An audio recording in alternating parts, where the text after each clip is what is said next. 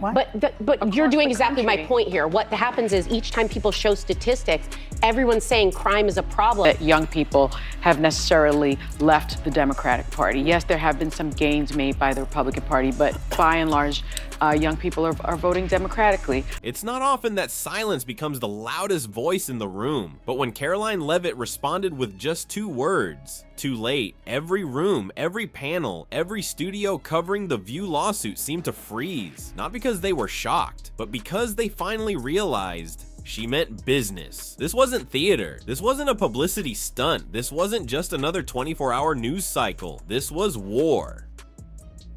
Karoline Leavitt, former Trump press secretary and rising star in conservative politics, didn't just file an $800 million defamation lawsuit against one of the biggest daytime TV shows in America. She turned The View into a national cautionary tale. At first, the co-hosts laughed. They sneered. They brushed it off like a bad joke from a sitcom they'd already seen before, but they weren't laughing anymore. It started like any other day in the studio. Bright lights, fresh makeup, cups full of coffee, and smug self-righteousness. The View was rolling, prepping another round of political hot takes and monologues disguised as dialogue. But that morning's headline hit different. $800 million, a defamation suit from Karoline Leavitt. Real, filed, armed with evidence. Joy Behar rolled her eyes. Another PR stunt, she said. Whoopi leaned back in her chair, unfazed. Sunny Hostin, the panel's legal voice, chuckled and said flatly, "It has no legs. None. It'll get tossed before it ever sees a courtroom." The crowd laughed on cue. The producers grinned behind the cameras. The audience clapped like trained seals. But Karoline didn't clap back. Not online, not on air, not at all. She stayed quiet, and that's when people started to realize, maybe this isn't just another conservative outrage moment. Maybe this is real. Behind the scenes, Karoline's legal team wasn't messing around. No celebrity lawyers, no flashy press conferences, just quiet, methodical preparation.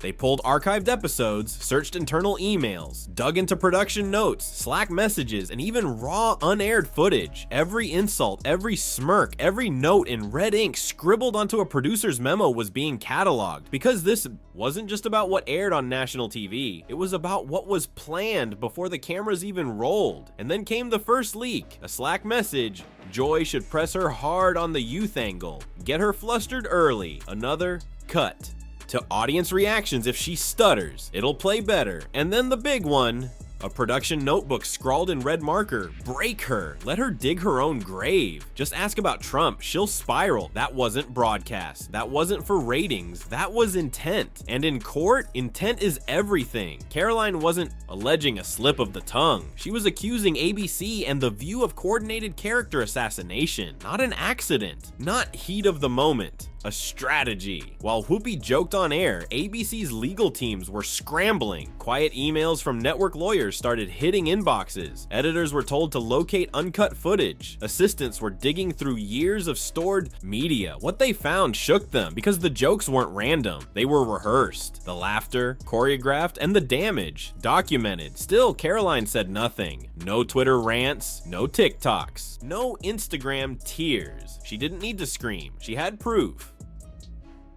ABC executives held emergency Zooms. Legal floated the idea of a private settlement. PR teams pushed back. A payout would scream guilt, they warned. But what scared them more? What? If Karoline didn't want the money, what if this wasn't about a check, but about consequences?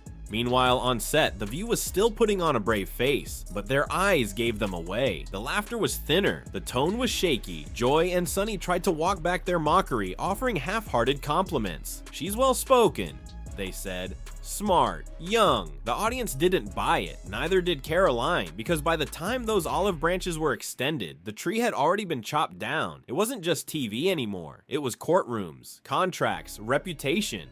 Legacy. Whoopi Goldberg stormed into a closed-door meeting, towel in hand, makeup half on, still fuming from set. "We're folding?" she barked. Over one lawsuit? Executives tried to explain. The leaked messages, the internal notes, the legal exposure. If even one producer admitted fault, they warned, the whole network could burn. Whoopi wasn't having it. "We're making her look like a hero," she shouted, but it was too late. Karoline wasn't a guest on The View anymore. She was the headline, and the moment came, the co-hosts broke character. The next live episode opened in a strange hush. Whoopi sat rigid. No quips, no eye rolls, just silence. Joy Bahar's voice cracked. "I don't know why this had to go so far," she said. "Can't we just talk?" Sunny Hostin stared into the camera and for the first time dropped her TV persona. "Karoline, if you're watching, maybe there's a better way." But Karoline wasn't interested. Her response? "We are moving forward as planned. No apology accepted, no settlement considered, no compromise made." The internet erupted. Clips of The View begging for civility, side by side with their old mockery. Went viral in minutes. TikTok, Twitter, YouTube, everyone picked it apart, frame by frame. Line by line, meme pages went savage. One had Whoopi at the helm of a sinking ship. Captain goes down with The View. Another showed Joy Behar gripping a legal binder with the caption, "When the roast turns into a deposition." Even progressive. Commentators admitted the optics were brutal. It wasn't humility, it was fear. Karoline still hadn't posted, still hadn't spoken. She didn't need to, the noise was doing the work for her. And as conservative media went wild, left-leaning voices fell into damage control mode. They tried to spin it. It's a misunderstanding, a difference of opinion, a media overreaction. But no one was buying it because people weren't stupid. They saw The View mock a young conservative woman for her age, her politics, and her appearance, and then panic when the receipts came out. And Karoline, she stayed silent. No media tour, no merch drops. No victory lap, just documents, dates, evidence, strategy. Because this wasn't a moment, it was a message to networks, to studios, to producers who think they can mock with impunity, to public figures who think apology tours erase paper trails. Media figures who confuse platform with protection. This was war, and Karoline Leavitt wasn't here for likes. She was here for accountability. And so we ask you, was Karoline Leavitt right to go this far? Should The View face consequences for what happened? Was their live change of heart genuine or pure PR? Is this just the beginning of a new era of legal pushback against weaponized media? Drop your thoughts in the comments. And if you believe in receipts over rehearsals, facts over feelings, and accountability over applause, hit like, subscribe, and ring the bell, because we're not done yet. Thanks for watching, because sometimes the quietest person in the room is the one holding all the cards.